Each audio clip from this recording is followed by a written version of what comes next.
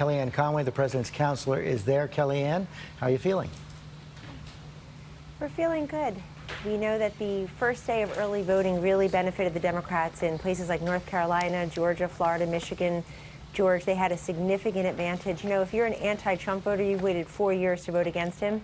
So people came early, but they can't come often. You can complain about him hundreds of times, post things thousands of times, but you can only vote against the president one time. And that's why we know the day of voters, just like in 2016, are very strong today in 2020. In some of those counties like Dawson, Pennsylvania, Upper Peninsula, Michigan, we're feeling really good about some of the early returns in places like that. So if we can protect the 2016 map and even sacrifice a state here or there, we don't want to, we still feel like we can get over 270 tonight. The president, he's feeling great, George, because in the end, he ran the campaign these last 7 to 10 days that he knows how to run. He takes the case directly to the people, 15 rallies or so in 3 days. He wants to make sure he gets regional and local coverage as well as national coverage.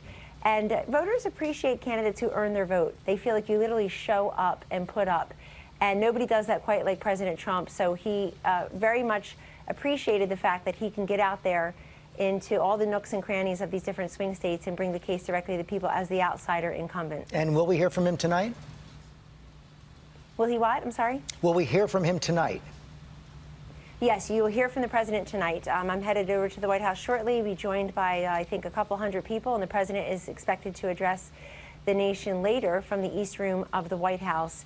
And we know that you heard from President-elect Trump at about 3 a.m. Chris Christie and I were there, 3 a.m. after Huma Abedin called my cell phone at 2:30 a.m. Things went really late into the night, and that's before we had this explosion of early voting and mail-in ballots.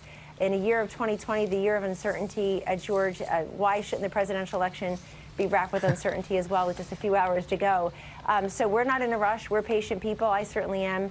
But I know the president, I watched him watch returns now in 2016 and 2018. And he really gets very quiet. He watches. He's working the phones. People are running in from the war room, giving him data, giving him their best guesses, but not their wishful thinking. And I appreciate that. The president was the last one. Governor Christie will remember, he was really the last one to think he was going to win in 2016 that night, even though the returns were coming in state by state. So we're pretty confident in the competence of the ground game. Nobody's ever had 2.5 million volunteers. For example, President Obama came close to 2.2 million in 2012.